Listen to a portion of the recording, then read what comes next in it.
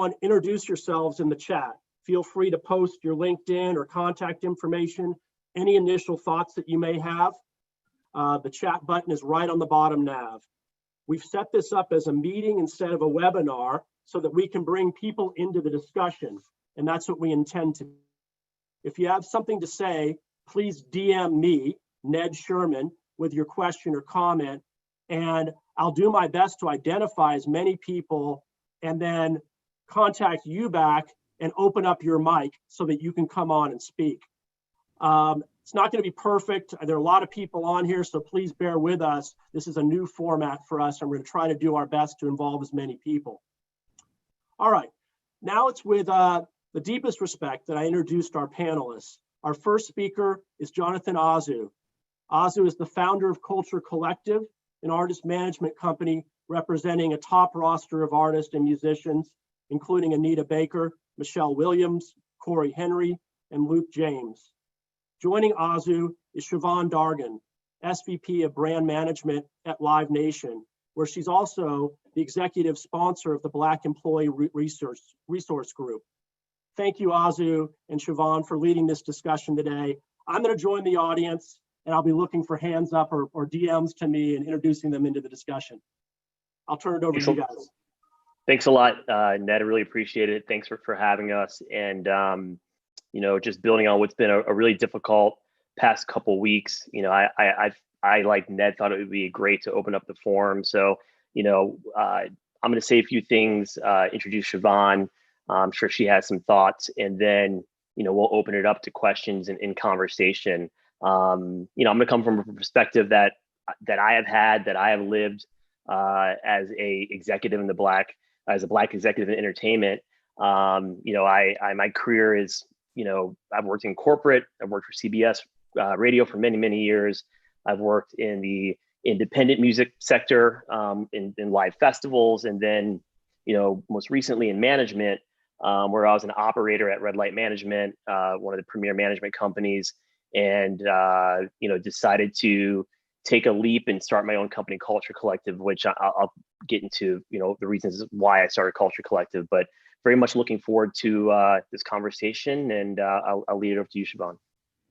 Thank you, and thank you for asking me to participate. We were talking a little bit earlier before this, and I was just saying how therapeutic it's been for me to just be talking to people about this. So I've had a career in sports and music entertainment for over 20 years. I too am a Black executive, and I think it'll be unique to share our perspectives because yes, we are both Black and we are both executives in the music space, but Jonathan's perspective as a Black man is likely very different from mine as a Black woman. So I too am looking forward to sharing in conversation and for all of you to participate, and you know, the dialogue, like Ned said, is where it starts, and hopefully we continue it.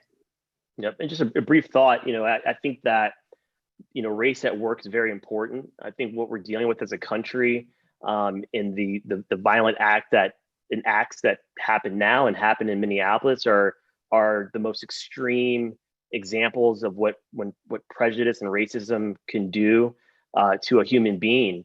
But I do believe that manifests itself in different ways, and it manifests itself in corporate culture. Yes, it may not be, you know, killing somebody, but there's ways in which this manifests itself. And we don't talk enough about race at work because it's a difficult conversation, but it gets even harder when it's a crisis. And right now we're in a crisis in this country, and it's made the conversation much more difficult. So the goal really needs to be for organizations of all size to set up a structure and an environment where people can learn about the people they work with and the things that they bring to the table as executives, but also the things that they bring to the table as people. And it's much easier to deal with these things when you've been equipped with the tools to talk about race, versus it being just the subject of the week or the month because of a crisis. So that's, you know, just one top line comment that I have. Shavonne, I don't know if you want to share anything, and then of course I think we should open it up for conversation. Yeah, I think it's important. You mentioned we're in crisis. And so we're almost forced into these conversations. And a lot of people are not equipped to have this conversation, specifically in leadership in corporate positions. And now it's being called to the forefront because it's urgent, but it's kind of a little bit of a wake-up call. We should always be prepared to have these kinds of conversations. And race and discussions about racism have been so taboo. I was telling someone the other day, Black people wake up and think about race, and we have conversations about race and racism almost every day. So it's not taboo. It's not taboo to me. I welcome that conversation from people. I find it,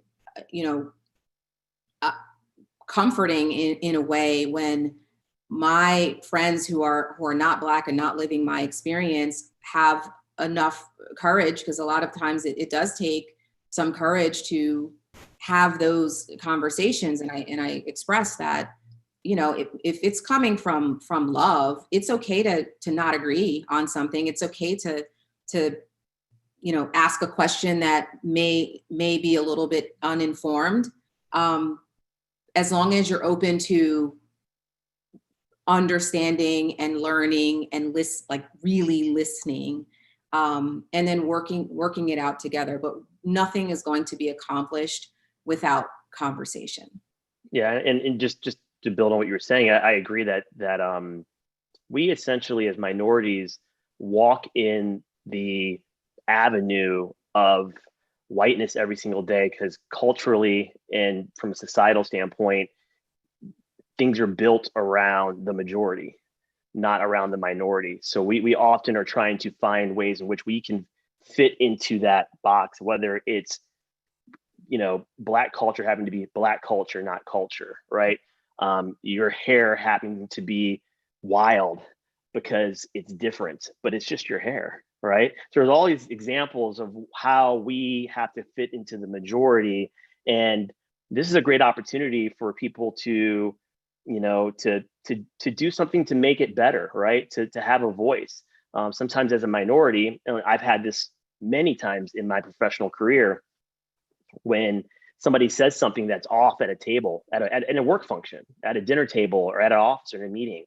And sometimes as the minority, it's hard to be the one to defend for yourself. So I think it's important for the majority, right, to learn these things, right, and have the tools to bring it up, to talk about it, and not be a thing where it's always, well, we have to go to the person that's of color to find the solution. The solution could be amongst themselves. I agree. It's extremely isolating if you've ever been in a situation where you are the only, right, at the table, whether it's a dinner table or a boardroom table, and there's something that's, has a twinge of inappropriateness that's either stated or there's assumptions made, and speaking up is isolating, and in some ways perpetuates some of those stereotypes. Speaking up sometimes makes people think that I'm dissatisfied or angry. That's not the case. It's I am compelled to do so because I don't have another choice. So yeah, it's extremely isolating to be in spaces where there's something that needs to be addressed and stated and corrected, and you don't really have anyone else around you to support in that. And the culture, the whole entire culture, is not one that was built with you in mind. So yeah, it's isolating a lot. Totally agree. Ned, we have questions, comments? We have a lot of questions coming in here. Let's see, could we bring Christina Charlery to the stage? Can someone unmute her? Okay. Hi. Hi, you're on. Christina, please go ahead with your question. Sure. I just want to thank Shavonne and Jonathan for creating this space first and foremost. My question is something that I think is probably more relevant to entertainment and marketing, and that's around how do we balance filtering conversations around Black culture being the most marketable or what's cool right now, and kind of like sit through these uncomfortable discussions around monetizing something that is so dear to you, especially when the ultimate decision makers aren't Black people or people of color. And I think this is also more relevant to people who are more junior or mid-level and just trying to represent your culture well, but not, disrespect the process of a brainstorm. It's a great question. Just one comment that I have is that I think, we have a lot of challenges as we know in the industry of clear paths for Black executives for Black to become executives in this business. I always say I got to where I'm at in my career, vice president, general manager, now a founder of a company, on the shoulders of a lot of people that didn't look like me, that believed in me and wanted to allow me a path, access to the relationships to get to where I'm going. But it doesn't happen enough in this business. And the concerning thing that I have, like you, is we're at a point now in the industry where there's even more of a focus on monetizing, Black culture, and the executives that are at the stakeholders don't look like us. And is one of the reasons why I created Culture Collective, was to make sure that we can preserve and take hold of our conversation, our narrative, because you don't want that to be mistold. And if you're in those rooms, I think you have to mobilize and really have a voice to make sure that it's being told the right way. But ultimately, it starts at the top. It starts at the top at these companies. And we saw a lot of companies posting things this past week about their support and writing checks. But ultimately, you have to walk it. You have to walk in your walk. You have to walk in exactly what you're saying. It has to be intentional. And I think that's one of the challenges that we have. So I don't have a clear answer other than there needs to be more pressure on executives, board members, chair people, to put the right people in place that can help preserve the culture for what's being, monetized, as you said. Shavonne, do you have thoughts? I do. And I know Christina, she used to work with me, but absolutely, it starts at the top, and there's not enough people that are representative of some of the conversations in culture, and Black people specifically, when these conversations are having and when these decisions are being made. But I would say be bold and speak up anyway. Find somebody in the company that shares your perspective. They don't have to necessarily be Black. I know that that's a challenge in a lot of places, but you have to have support in some way that helps to validate some of the things that you're feeling and thinking, that then make you feel a little bit more empowered and bold enough to speak up in that room and say, hey, I have a couple of questions on how we got here, right? Just, pose it back. I find that asking a lot of questions to get other people to think about, what they're positioning a little bit more deeply.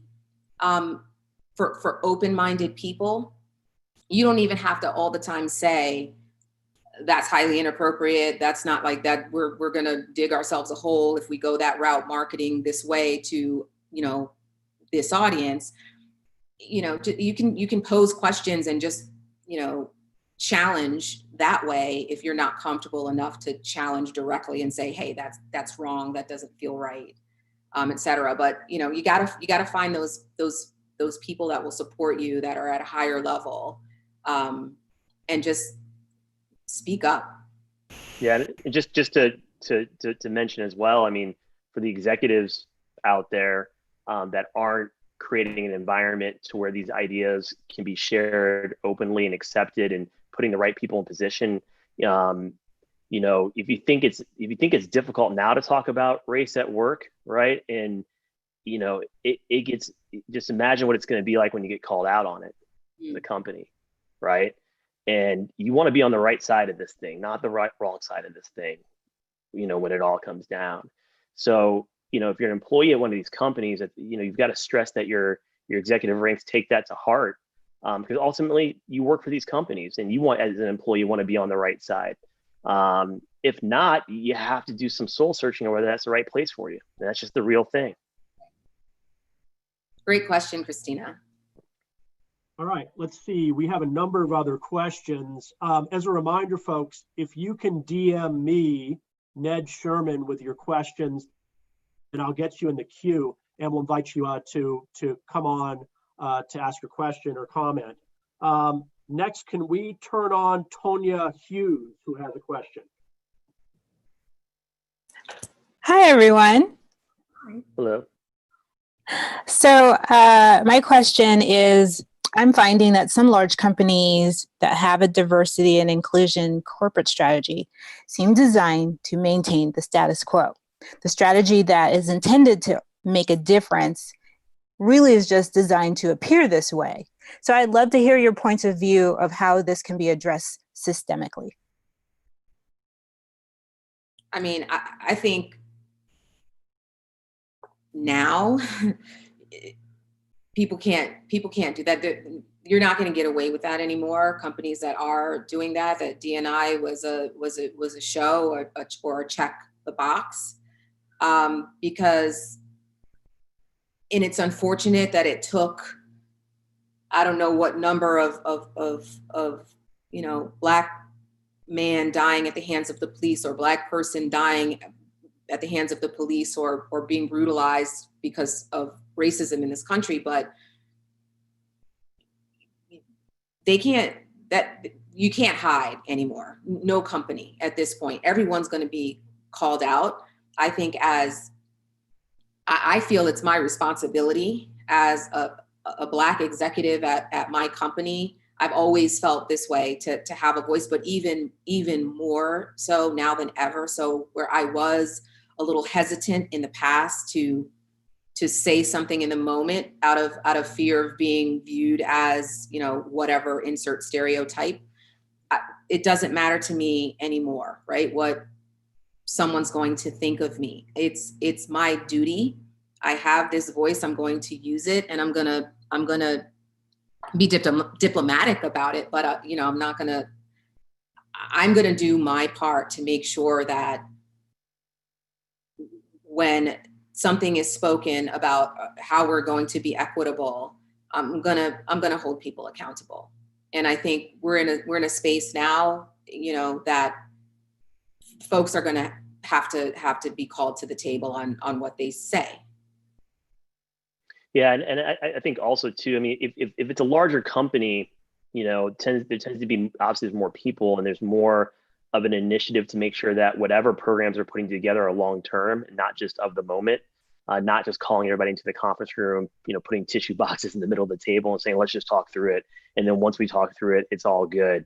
I think companies need to look for resources and tools that they can apply to make real change at their companies. And they're out there. I know, I think we're going to be sharing some links after this webinar on some different tools and resources that are out there for companies. But again, like I said before, it has to be authentic and it has to start from the top. And without that, it's hard to initiate real change. There could be groundswells, I've been in situations at companies that didn't do the best job or job at all of diversifying. And yeah, we would take the Black employees that worked at the company and we would pull ourselves into a closed conference room and talk it out, amongst each other.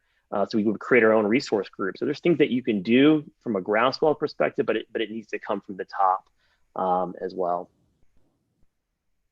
Okay, we have a lot of questions coming in here. So folks, we're going to try to get to as many people as possible. Can we turn on Jonathan Handel?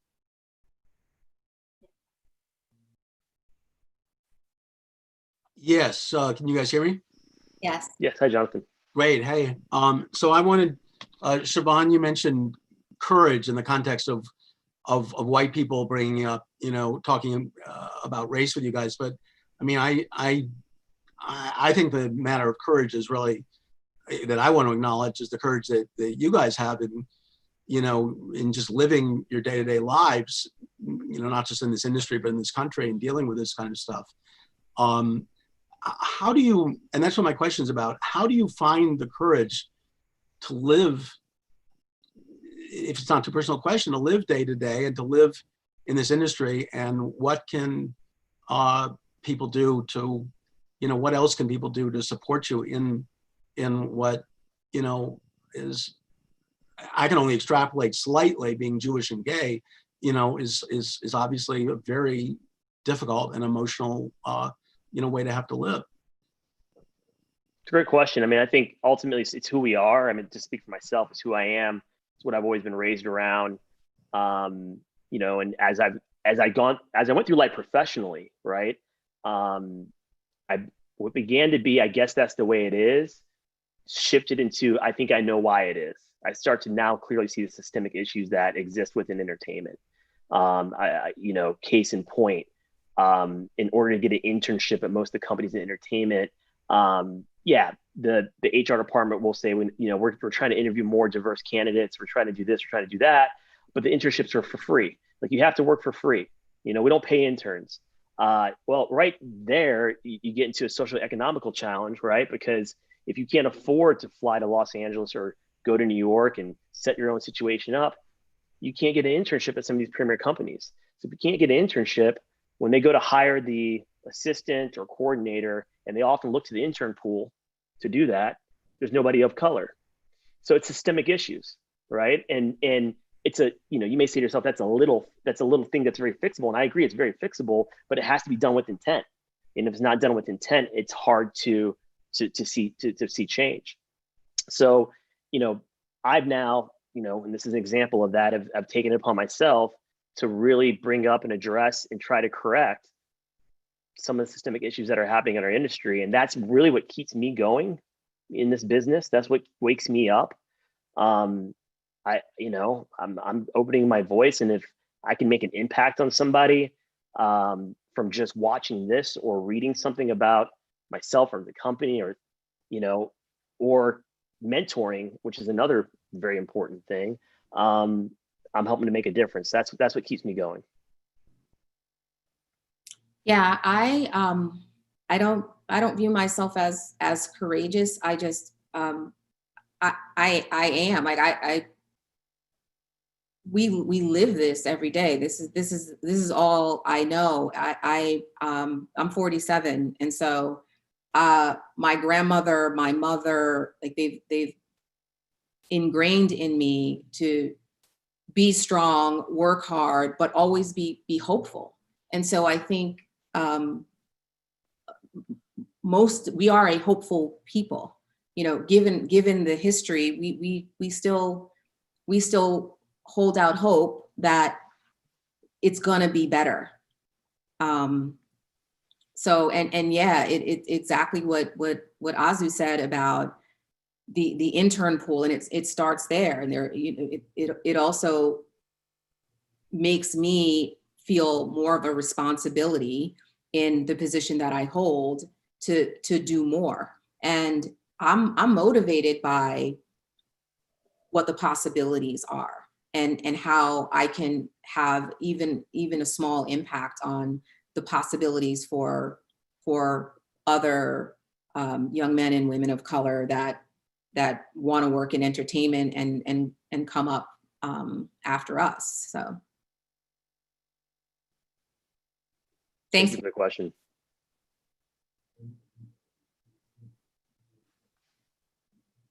Hi, Leslie. I see you. That's our attorney. Is Ned? Where's Ned? Ned, you there? Sorry, guys. I had a computer crash, but I'm back. Oh, okay. All right. All right. Can we unmute Mark Patterson? Oh, I'm sorry. Sebastian Daly is actually next, not Mark Patterson. Sorry about that. If we can go to. Hi, Sebastian. How are you? Hey guys. Thank you very much for putting this on. So my question is about what structural changes have you seen work in companies to elevate the voices of Black and other minority voices such that they inform and educate the decisions of leadership as companies begin to scale? It can often be hard, especially if they're global, to ensure that those voices are being represented. And I'm just trying to think from like actionable next steps to really take this and have great learnings from it as to what structural changes could we look to implement here? I think Jonathan earlier mentioned that intention is like key, right? Companies have to be intentional about, first acknowledge that there is something that needs to be addressed and changed, and then be intentional about actually putting things into place that will change it, not just for the day, but for the long term. And so it again starts with recruitment practices. It starts with internships. It starts with having programs in place and a culture in which Black employees can feel like there's a potential for a future there. And if you're a Black or minority employee and you're at a company for 3 years and there is no representation in higher level positions or even mid-level positions, to be honest, in some instances, there's no representation that looks like you don't really believe that is an opportunity for you. And in the entertainment business, one would expect that it would be far more diverse, just get specifically music entertainment. We have work to do. Again, I hold out hope. I've made it. There's several, Black executives in the music industry. There aren't enough, but it has to start with shifting culture in the corporate culture. It has to be led with intent, and I also think there have to be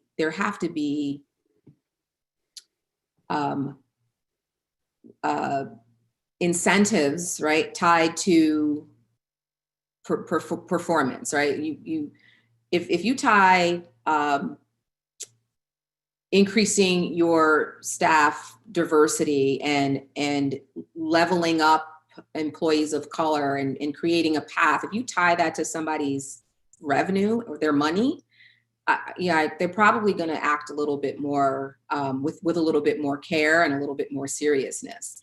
It's a conversation, and it's like, we're gonna do these things, but it's not necessarily there are no stakes tied to it. Metrics are an important thing. This is, it's intangible, the conversation, but there are measurable things that you can look to see how a company is performing against a goal.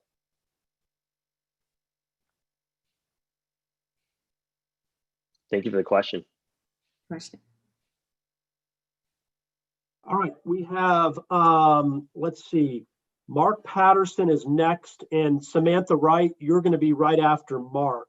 And then looks like we have about 15 questions in the queue, folks. So, and some people with comments too. So we'll be trying to, get through as many as we can, but let's bring on Mark next. Thanks, Ned. And thank you, Shavonne and Jonathan, for doing this session today. Extremely important. And thank you for your continued contributions. We've seen a lot of media messaging coming out from companies and organizations taking their stand on, how they see things in this world. What advice would you give brands to not come across as being exploitive during this really important time?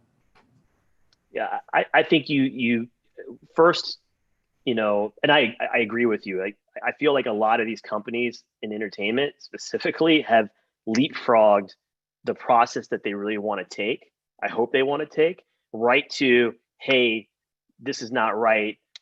There should be a change. We're going to change, and we're going to donate money. and then it's see you Monday morning. There's no real initiative after that. And I think that, companies really need to think about what they're doing. I told somebody the other day that was making a comment that a company had not posted anything related to the crisis, let's call it, right, in the last couple of weeks. And I had said, I actually appreciate that they haven't posted anything, because I hope they're thinking about what they're posting. And if they're not posting, then at least we know where they're coming from, right? We know where they stand. The things I get concerned about, and this actually is, as a Black man in America, I get more concerned about the person that says that, has the Black Lives Matter poster in their window, right? And support. And honestly, I would never in a million years think that person would think that something as horrible that happened in Minnesota was okay. But that same person, when it comes to hiring decisions, when it comes to voting decisions, they tend to yield what makes them feel comfortable. And they don't necessarily think about how one impacts the other. I'm more challenged as an executive about that than I am about crisis related things. I think about crisis related things. I get pulled over by the police, I'm going to think about Minnesota, but I'm much more to think about how this impacts me every day in the work environment, because that's where I'm at the most. So I think companies have to really dig down and think hard about what changes they want to make and how they want to go about making those changes, and then opening up the conversation and be in a subcommittee or other executives. And I like committees, because you can pull everyone from the intern on up to the chairman to be a part of that conversation and really distill down. And again, the bigger the company, the more I encourage to find outside resources to come in. Smaller companies, sometimes there's some financial limitations, but I'm sure there's possibly some nonprofits out there that would also be willing to come in and be a little bit of a mediator of sorts. Someone that doesn't really have any stakes in the game. They don't work at the company, and they can come and bring a perspective. That's a good point. I'll just build on that last point that Jonathan made. It does sometimes make sense to bring some third party outside resource in to really help a company or a brand think through what your messaging is going to be around this, because I don't think that there is an expectation that you're going to get it 100% right. A brand could say something that is beautifully stated and has some actionable items, and somebody's still going to critique it, and there's no one way to fix racism. But I think taking a step back and really having people in the room who know what they're doing, who maybe have a little bit of history, can help frame just thinking around how a company or a brand is going to address issues like this. And it's okay to take the time. Don't wait a month when the protests are dying down, but make a statement. It should be authentic. It doesn't have to include everything that you intend to do, but it should express some action, right? Some acknowledgement, some action, and then what are you going to do to hold yourselves and your staff and your brand and your company accountable for changes moving forward. Okay, let's bring on Samantha Wright.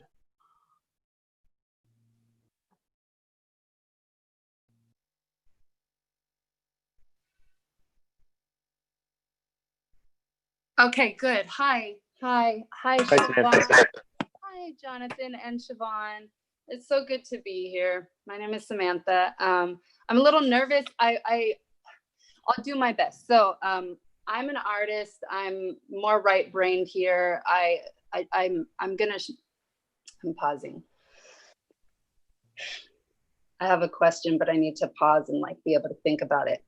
Because I really want to participate today, and I didn't know about this till shortly before I signed on. So there is a question, but I'll tell you a little bit about me because I think it would be helpful.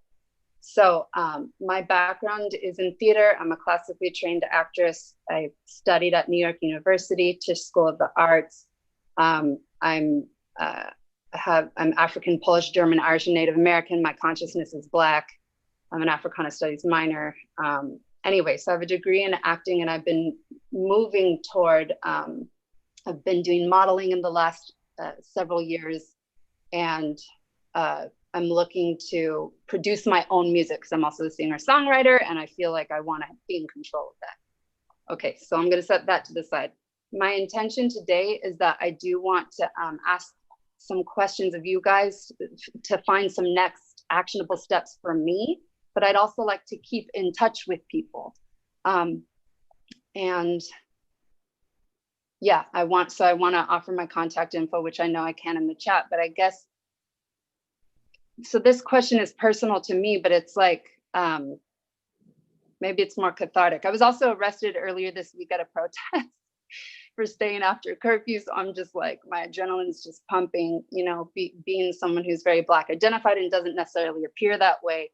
And I'm very aware of the exoticism that happens with fair-skinned Black women or more ambiguous Black women. So it's just like a constant, the images I was looking up, or as I've been collecting images of like the original tragic mulatto myth, and like a sketch of me that's meant to imitate that, and like modeling stuff and like comparing that to like these images. So basically I'm a singer-songwriter that wants to incorporate my ideas in the visual representation, I think, more so than the lyrical content. So my question is basically, I don't know what my question is. Can I keep in touch?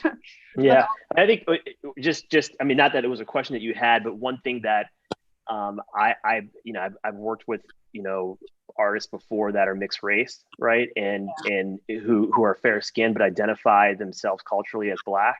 And they are in the R&B genre of music, and the industry constantly wants to put them in a box as non-Black because they tend to have fair skin. And that's also an example, right, of the industry and society saying, hey, come, we're gonna pull you into the majority side because that's what society's set up for, right? And I think it's important for you as an artist to really stay true to who you are. I always tell artists, it's, you know, when you wake up in the morning, you look in the mirror, that's you that you're looking at. And you have to remember that, and you got to be okay with that. So make sure that everybody else follows suit, because that's, you know, you are who you are. All right, we have a question here from Alessandro Madurowicz. Could we turn on Alessandro? And just a comment, folks. It looks like, you know, we have about 20 minutes left here in the meeting. And God, there are a lot of people who have posted to have questions. We'll try to, you know, get as many in as we can, but apologies in advance for folks we're not going to get to. But let's have Alessandra on here. Yeah, hi.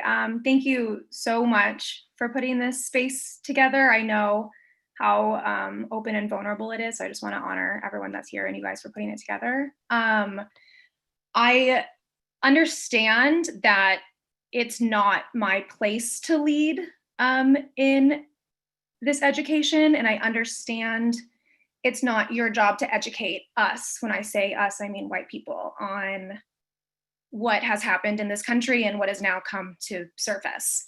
So where I'm struggling and would love your opinions or thoughts is, how do you challenge performative allyship in the workplace when they are making statements and they say these things, but I want to facilitate these conversations more, not lead them. But at this point, I'm the main ally. So I would just love to kind of get your thoughts on towing the line of facilitation and avoiding and challenging performative allyship. I would say two things. Challenge it. You have a better chance of getting somewhere and moving that conversation forward than I would in challenging it if it's coming from an ally and it's not genuine.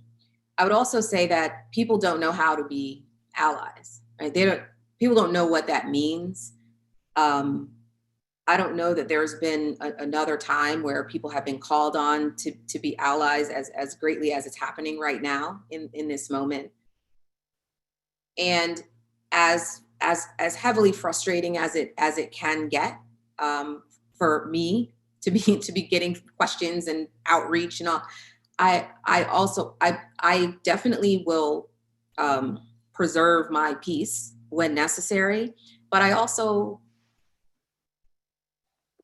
feel like I need to remain open when people reach out to me and have questions and are ready for some kind of dialogue that's going to make them uncomfortable. But I would say, please teach. There's no right or wrong way. Like, you don't feel like you're not in a position to do whatever. Like, you are. And it's needed, because people don't understand how to be an ally. And I think if whatever you could offer and guidance and have those conversations among your white peers, that's going to help. We can't, as minorities, carry this burden alone. And this week it's been interesting. I've had I'll give you one example. I have a 6.5-year-old son, and I've tried my best to limit the exposure to everything that's going on. Obviously, he knows something's going on because his life has changed, right? And I was telling somebody that was white, about going on a walk the other day and running into a National Guard with a machine gun. And it's you can't avoid having the conversation about why there's somebody with a machine gun, an army person with a machine gun outside of our neighborhood. And the person had said to me, I just can't imagine having to have that conversation with your kid, with my kid. Or I can't imagine having to have the conversation about, race with my kid. And my thing is, why can't you imagine that? You should. Our kids are in the same community. We're in the same community. We can't carry this burden on our own. It needs to be carried around to everybody. And part of that is obviously having communication and understanding of where people are coming from, but we can't carry this burden alone. So I encourage you to carry it as well. And everybody else out there that's not a minority, help carry it, because again, everyone can make this better. And it's much easier to continue the conversation, because when the crisis happens, and I promise you, this will happen again. I promise you, it's happened again, and we just haven't seen the video yet of it, right? The crisis side of it. You'll be more equipped, more prepared to have the conversation. Thank you for the question. Okay. All right, we have a question from someone who goes by the name of Visionnaire. Visionnaire, can we bring the Visionnaire on? Hey, can you hear me? Yes. Yes. How you doing? Yeah. Thanks for your time. So Visionnaire is it's an abstract art concept that encompasses the narrative of Black and Brown people. So all the work that I do is centered around what we're talking about. But speaking frankly, as a Black artist who's been signed to a major label, and I've seen, quote unquote, the other side, the second most immediate challenge people of color face in this country is a restriction to access. So if resources are the club, access is the bouncer, right? And basically privilege is the metric by which entry is granted, right? And the thing my question really centers around the economic side of that privilege, the handoff that will inevitably need to occur. And that is occurring now as companies are reaching out to people like myself for my perspective as a Black artist, as a creator of culture. So what I'm curious about and what I'm fearful of is the appropriation of this perspective for less than what it is actually worth. So I'm very curious as to y'all perspective on monetizing our perspective as people of color, and also the reality that in order for equity to be achieved, certain white people, very powerful white people, will have to renounce that privilege, renounce that power, renounce that wealth, in order for there to be some sort of realistic equity where we can actually move forward or move up the socio-economic ladder. So I'm just curious as to your perspective on that. Yeah, I think it's interesting because I left the more corporatized, if you will, world to start my own company with the mission of preserving culture within the artist management realm. And then also what was important to me was to be an entrepreneur and to be a Black business owner in this industry. And there should be more of us. And I'm lucky enough to have been a part of other organizations where I was able to get the skill sets and knowledge base and build relationships to be able to do this in an easier way. And we need to do that more, because the more we do that, the more that we will have entrepreneurs out there building businesses to make sure that it's preserved. That being said, it's equally as important to have people of color inside what I call the buildings, right? Which would be the major companies that are out there. Because without that, we can't make sure that our narrative is being told the right way there as well. And Shavonne, I don't know if you want to build that as somebody that's in one of those buildings. Yeah, I'm in the building, and I'm at the table, and I'm in the room, and I'm new to it, so it's bizarre to me. But I stated earlier that now that I'm here, it is my duty to continue to move things forward for people that are going to come after me. And so while I don't have a whole hell of a lot of power or authority, what I do have, I exercise fully. And I'm, I do my part and write the emails and make the calls and hire, make sure the interns are diverse, and make sure that there's, when I'm recruiting for an open position or there's an open position on the team, there's an intentional effort from the first time we're receiving resumes. I don't even want to see resumes if we don't have a certain percentage of candidates who are diverse and of color. So,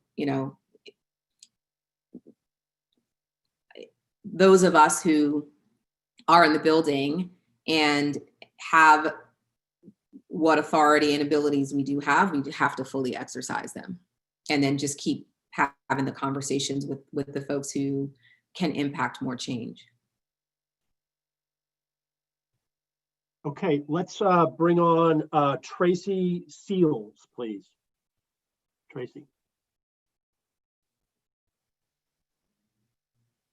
Okay. Hi, everyone. Good afternoon, and thank you so much for having this discussion. My question is, as a kind of like you, Jonathan, left corporate America with a friend, we start our own business, and our business is Elevating Women Empowerment Group, but we also have 2 subgroups under that, Empowered Boss Life Magazine and Are You Entertainment Consulting. The question is, we have such a diverse portfolio of clients, and what we have seen in our past with having our business, that our clients of color don't get the same opportunities with the businesses that we reach out to for sponsorships and advertising as our clients that are white or Hispanic. So how do we fix this? Now, we can go to a Black-owned business and they are more willing to support than a predominantly white business for our clients. Now, we project them, one of our clients that is, white or Hispanic, they'll jump on it. But as far as our Black clients, they get more support from the Black-owned businesses. Shavonne, I don't know if you want to, as a brand marketer, if you want to address that. I lost the question. Sorry. So the question was, when you have clients who are of diverse cultures and you're trying to get them sponsorships or opportunities to work with white-owned businesses, the businesses are choosing to work with the non-Black businesses before they'll work with the Black businesses. But the Black-owned business, they want to work across the board. They don't care because they're willing to use their marketing dollars to sponsor whoever. But you have the predominantly white-owned businesses that if they're not white or Hispanic, they don't want to form that sponsorship with them. So we work with, major Fortune 500 brands, and majority of them have specific marketing budgets and dollars and digital dollars that are earmarked for multicultural, right? It's all multicultural. And what I find is because there's so much of Black culture that's now it's culture, right? It's just culture. There's not really any true, separation in the minds of some marketers at the brand level of needing to edit messaging to fit the multicultural audience, because everything, the commercials have a hip hop music bed or the whatever it is. And from the perspective of the work that I do, I find it the challenge more that we have these platforms that are geared toward a Black audience, so a gospel festival or some smaller scale event that is really targeting a Black audience and trying to get those brands who have these multicultural dollars and massive budgets and say they want to speak to this specific audience. We have a challenge having those conversations where we're bringing you this exact audience that you say you want, that you say you're marketing to, but you'd rather still spend your marketing dollars at this festival that's a hip hop festival, but the attendees are not the audience that you say you're trying to attract. So I know that this is not answering your question, because I don't know that I can answer your question outside of just sharing the perspective. There's a lot of work to do in just helping even marketers sometime understand who your real audience is and who are you really trying to market to, and just some of those concepts of marketing that folks are just so used to. And one thing to remember is, just in case of Fortune 500 companies, there's only 4 Black CEOs in Fortune 500. Literally in all the Fortune 500 companies, there's only 4. And then on top of that, none of those 4 are in the entertainment sector. All right, I think we have time for 2 more questions, and I'm sorry that we have a lot more than 4 or 2 in the queue here. But let's go to Lucia Ash next. We could turn on Lucia's mic. Hello. Is it racing? Hi. I am a live event promoter and producer, and I worked with Live Nation last year on the Tyler Perry tour, which was a tour that was over 43 cities. And what I found is that I had an opportunity to work with probably 40 or more Live Nation employees on that tour. And I found that there were very few minorities working out in the field with marketing, production, ticketing around the country in the different regions, because it was a national tour.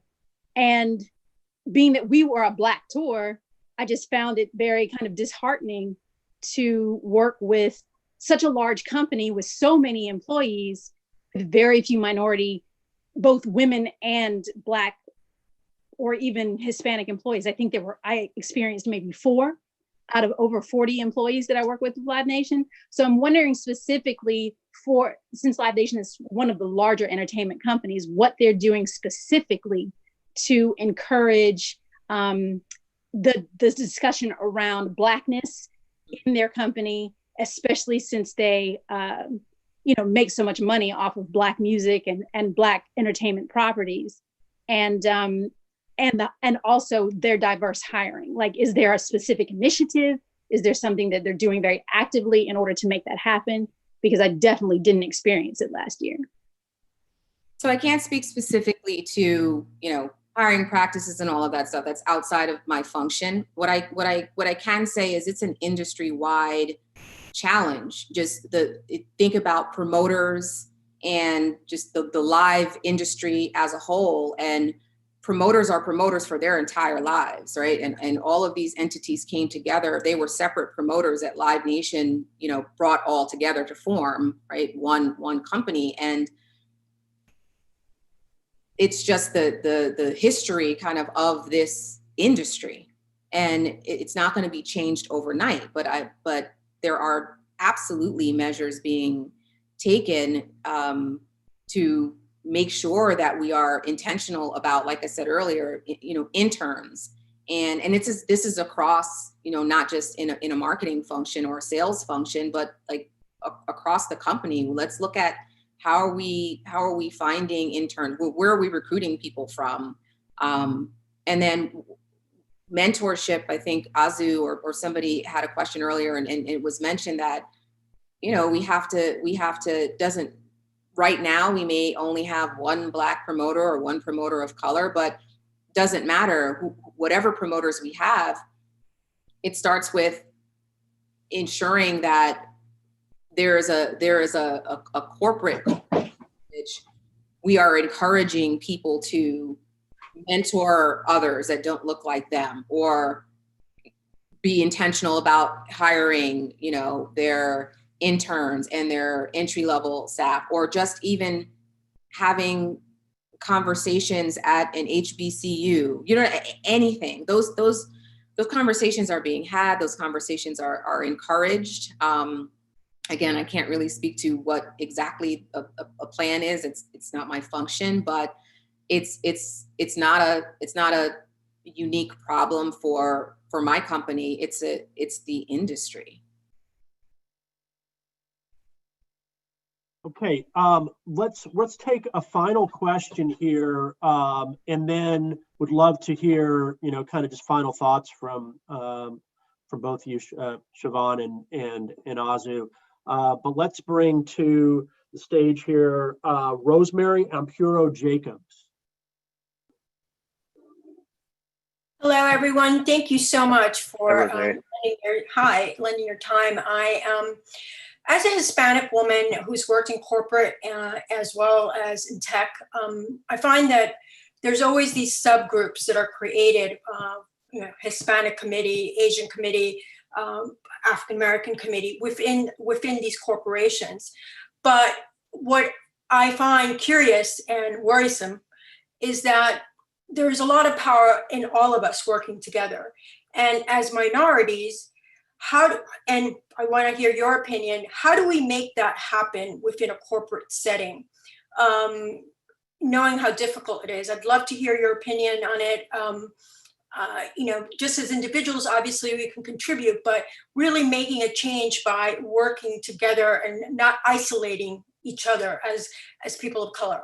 So I'd love to hear your thoughts on this, and I thank you so much for this talk. You guys are amazing. Anyhow, so I'll be quiet now.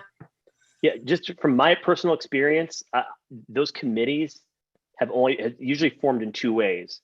One is they formed because nothing else was happening at the company, so they kind of organically formed. It was like, listen, we gotta get in a room and talk it through amongst ourselves because there's no other support system within this building to do it, right?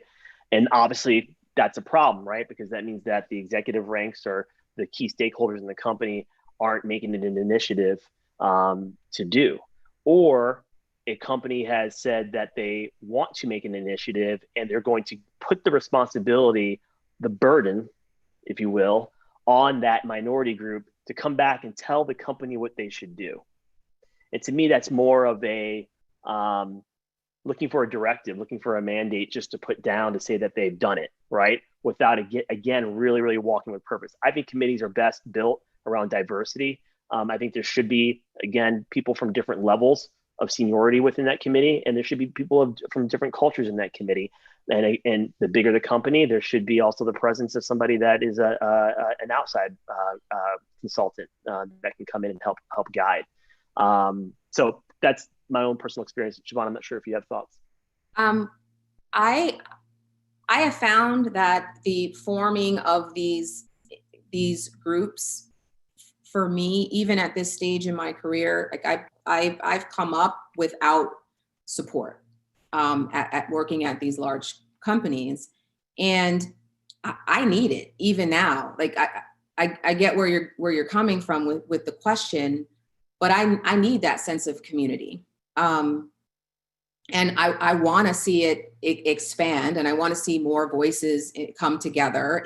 But it has been tremendous for me since my company has introduced a serious focus on diversity and equity, and the forming of employee resource groups, and making it okay for employees of color to band together and have these meetings. And it would be before, years ago, it would be 4 Black people, the 4 Black people that existed in the whole of the company would be in the same area together. And we'd be like, oh God, we can't, they can't see us all together because they're going to think we're plotting something.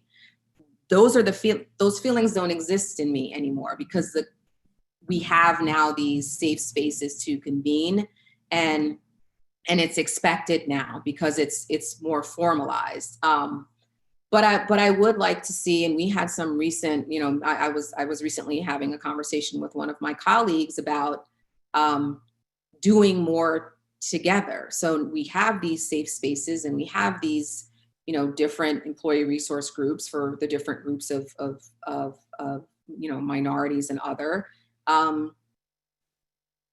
we're solid there. But I would like to see a bigger coming together and forming some kind of committee that's made up of representation from across those ERGs to help push change forward. All right, folks, this has really been a great session, and I would just want to thank Azu and Shavonne for coming out and leading this, and for everybody who asked questions and opened up here. As I said at the start, this is just the beginning.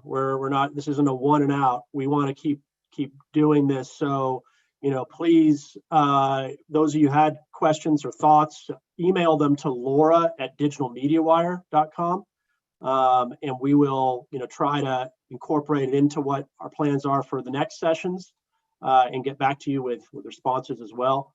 Azu and Shavonne, do you guys want to kind of close out with some thoughts, maybe some of the resources out there, some of the things that are going on that would be helpful to folks as well?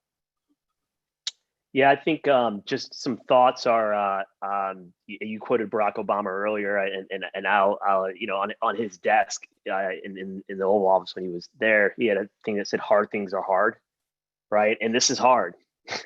Talking about race is hard. There's no hiding that. But again, the more that we push it forward, the more that we make it uncomfortable, the more uncomfortable it gets when it becomes a crisis. And each and every one of you have the ability to be able to do that, not only with yourself, but also at your organizations.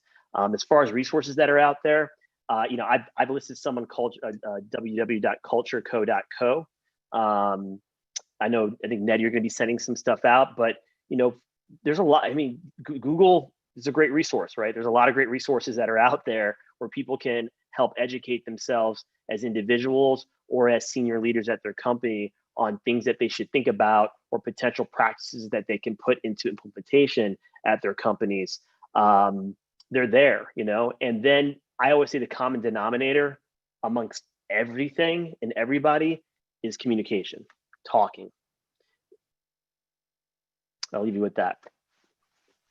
What better way to wrap it, right? I agree. I'm grateful to have been asked to participate in this. It's as therapeutic for me as maybe informative as it has been for some of the folks that joined us today. And I encourage everybody to just continue having conversation with colleagues, friends, strangers. Just keep talking. Thank you, everybody. Stay safe and Thank you stay all. engaged. Thank you. Thank